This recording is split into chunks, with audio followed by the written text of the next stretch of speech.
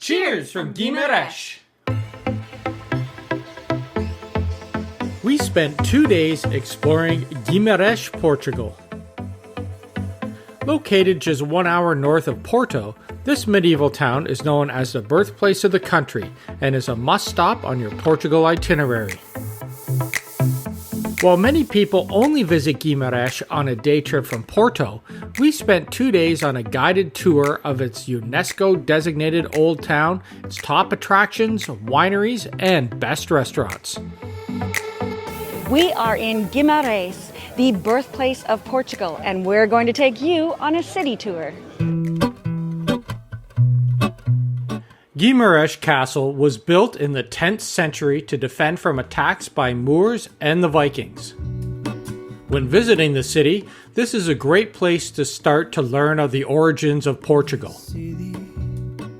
Now, there's no photographs inside, but it is one of the most well-preserved medieval castles in all of Portugal, actually in all of Europe. So this is quite exciting to see. The castle was home to the first king of Portugal, King Afonso, who was also born in the city and lived in this castle. It's only €2 to enter, and the castle is open from 10 a.m. to 6 p.m. Just a short walk from the castle are the walls of Guimarães. Dating back to the 9th century, this portion is still intact, and you can walk along the top to take in the views of the old city. A very cool experience to have is to walk along the old city wall. Gives some beautiful views, and hey, we're walking along history. This part of the wall was where the entrance to the old city was located, and its towers and doors were used to defend the castle. If you walk a little bit further down, you'll come to the most iconic image of Guimarães, the Church of Our Lady of Consolation.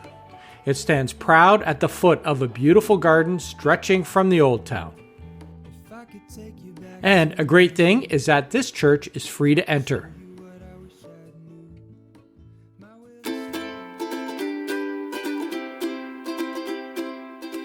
One of the top things to do is to go up the mountain, and we're taking the cable car, the Telefircio, up. Located just a short walk from behind the church is the Telefircio that will take you up to the top of Penha Mountain. When spending 2 days in Guimarães, or even if you just visit on a day trip, you must take the cable car up to Mount Penha. Well, this is a pleasant cable car ride. You can drive up here as well, and of course you can hike if you want to as well, if you have a full day.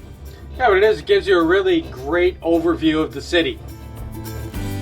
The cost is only €7.50 return for the 1.7 kilometer journey, and you can take your bike up to go cycling, mountain biking, or walk down. It takes about 10 minutes, and when you get to the top, there is a lot to do. One of the first sights you will see is the Santurary of Penha, a beautiful church overlooking the city. For the best view of the city, come on up Penha Mountain. It is spectacular.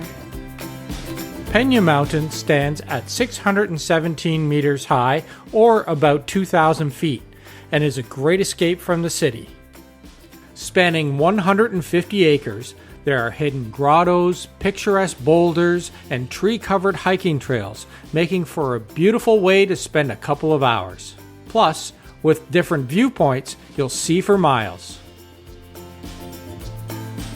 So if you want to go even higher, you can hike up here to the highest point of Penha Mountain for a fantastic view of the city, and you can see the cathedral from here.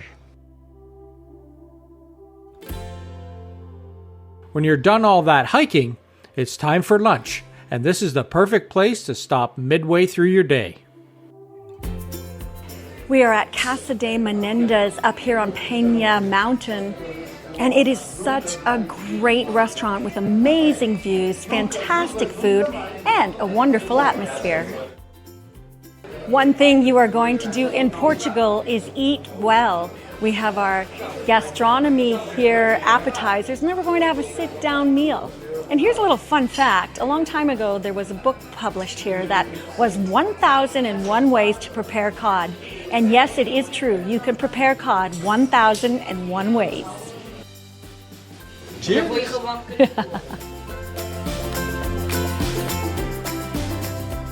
We are visiting Setanya de Briteiros, or the rooftop fort of Briteiros. And this is an amazing ruin to visit. Everything here dates back to the 1st and 2nd century BC. And it feels like it's been untouched. They did excavate it in the 19th century, but there's hardly anybody here, and you can just walk through all of the ruins. Look how ancient this road is. Located about 30 minutes outside of the city, these ruins are a great visit in the afternoon. It takes about an hour to see, has some beautiful views, and you get to walk along ruins that date back to the Bronze Age. So what's really awesome about this archaeological site is that it just feels so wild. It's like those sites that you would see back in the day before everyone else has seen them. I feel like I'm the first person here. And all like 1st century, mostly from the last 2 centuries BC, from the 2nd and 3rd Oh my BC. gosh. This is from the 1st century BC. I'm just holding on to this pottery. This is very cool. You don't normally get to do that. These ruins really are ancient, and it is rare to be able to visit such a site free from all the crowds. So make sure you go as soon as possible, because it won't be this way for long. A great place to come out for a wine tasting is Quinta Da Cancela. It's just located a little bit outside of Guimaraes, and it is beautiful. It's a family-run estate that is in its 3rd generation, and it's very cool because you see the Vino Verde vines that are in the pergolas that used to be how they grew the wine, and now they have the vineyards in rows. So come out for some tasting. You can also stay overnight here. It's just a spectacular place that I think that people should spend a little bit of time at. Guimarães is just a stone's throw away from one of Portugal's most popular wine regions. The Vino Verde vineyards are one of the most popular varieties in Portugal, exclusively unique to the country.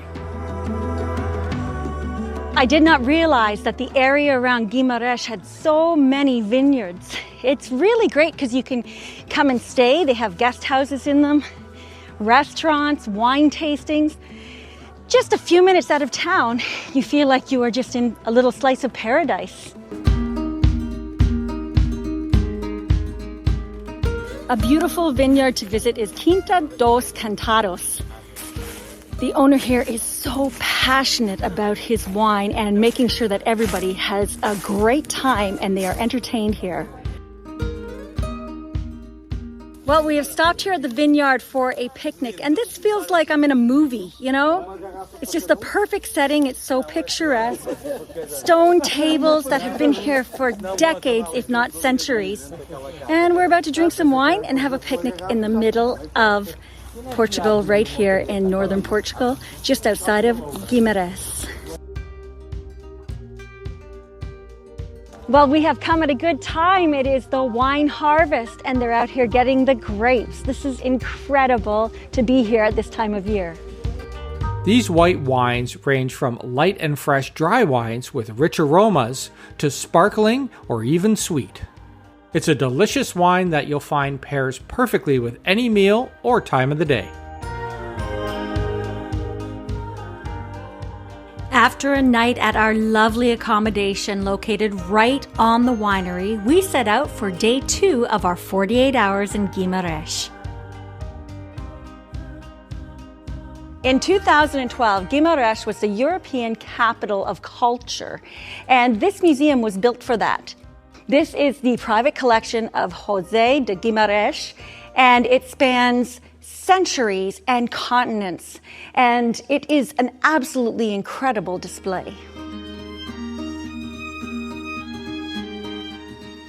So this Museum of Contemporary Art used to be a main market and square, and it's now been turned into this incredible museum of modern art mixed with cultures from all around the globe. It's very much worth visiting when you come to Guimaraes.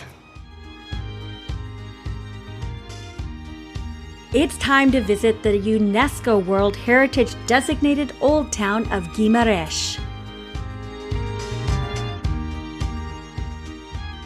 Well, one of the things you want to do is walk along Santa Maria Street. Santa Maria Street connects the old center to the castle. So along this street is where you'll find some of the richest architecture. And right behind me is the town hall, which was an old monastery. It's quite a pretty street.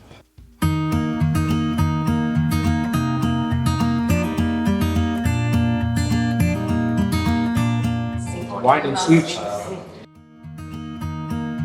The people of Guimarães are very passionate about their food, and there are two places that we stopped in for some pastries and dessert. It's a very unassuming place, but at number 44 here on the Santa Maria Street, you want to go in Divina Gula. We are having convento sweets here, and this is a little golden pie.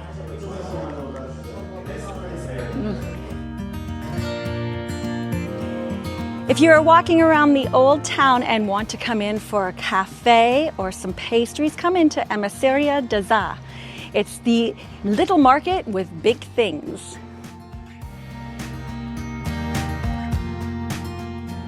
This square, Santiago, is the original square of the city, and you can see all of the historic buildings here. This is really well preserved. It's a UNESCO World Heritage Site, and they are very conscious about making sure that everything is very authentic, and it shows.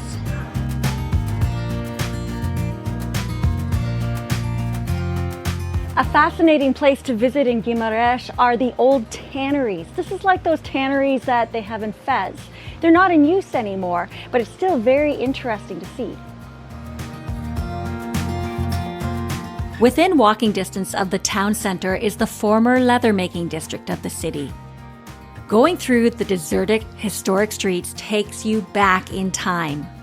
These tanneries date back to the Middle Ages, where animal hides were cured, soaked, and dyed. This factory was used to produce leather goods such as shoes and bags all the way through to the mid-20th century. The factory closed in 1960, but it is still a fascinating district to walk through. After you've taken a browse of all of the artifacts, you can go to the nearby cultural center to see the latest art displays.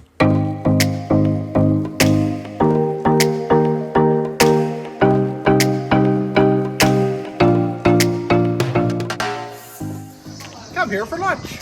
One of the best meals I had in Guimarães is at Cor De Tangarina, and it's right across from the castle. Cor De Tangarina is one of the best restaurants in Guimarães, serving farm-to-table meals that are so fresh and delicious. The outdoor patio is an excellent setting for lunch, but you can eat inside as well. We're going to do some pottery here at the Paula Frederico Atelier. I have to put on an apron. Oh. Make something beautiful.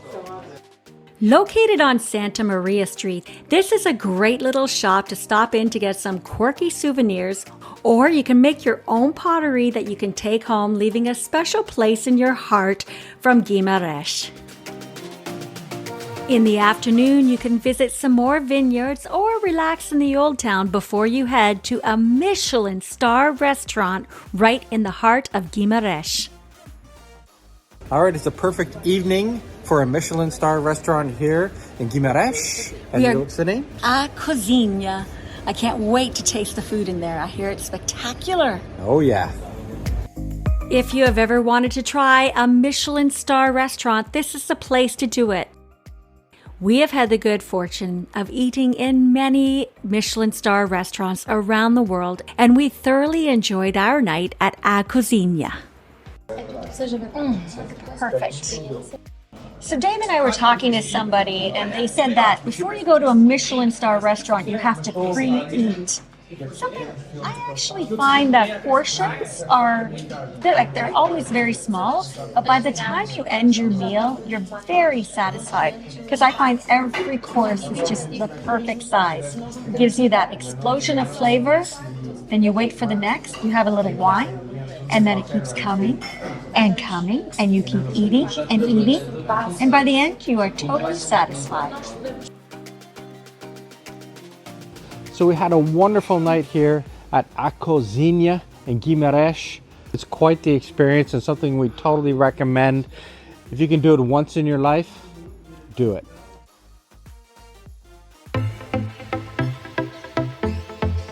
The charm of Guimarães is that you could spend days walking through the historical city, relaxing in its cafes, and getting to know the people.